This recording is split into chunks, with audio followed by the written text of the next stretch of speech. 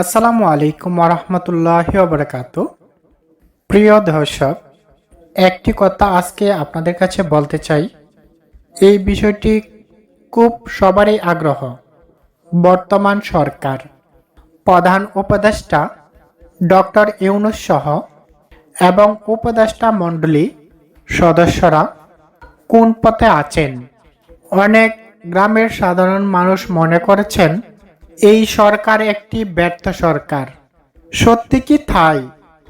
আজকে আপনাদেরকে ডক্টর ইউনূসের কয়েকটি কথা নিয়ে আপনাদের সামনে বিশ্লেষণ করব।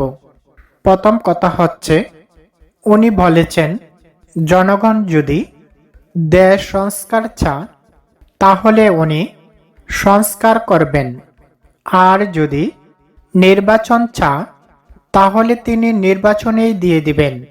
প্রফেসর ডক্টর ইউনূস সরাসরি বলে দিয়েছেন, আপনারা যদি নির্বাচন চান তাহলে আমি নির্বাচন দিয়ে চলে যাব।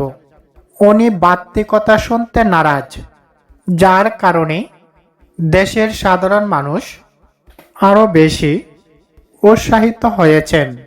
প্রফেসর ডক্টর মোহাম্মদ ইউনূস একজন সৎ, চরিত্রবান এবং ভালো মানুষ। না হলে উনি অত বড় ক্ষমতাও পেয়ে তারপরে উনি ক্ষমতায় থাকতে চান না।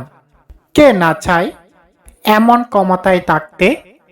বাংলাদেশের ইতিহাসে প্রফেসর ডক্টর মোহাম্মদ ইউনূস একমাত্র ব্যক্তি যিনি অত বড় ক্ষমতা পেয়েও ক্ষমতায় থাকতে চান না।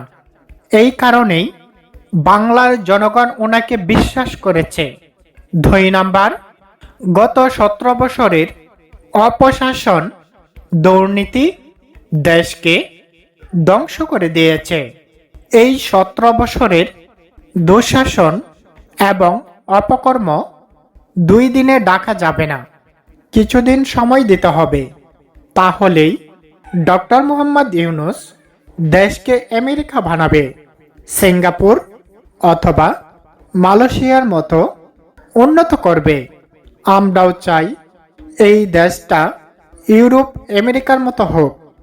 যারা যারা চান অবশ্যই ডক্টর ইউনূস সরকারকে সহযোগিতা করুন, কেননা একমাত্র ডক্টর ইউনূস সরকারই এই দেশকে বদলাতে পারে।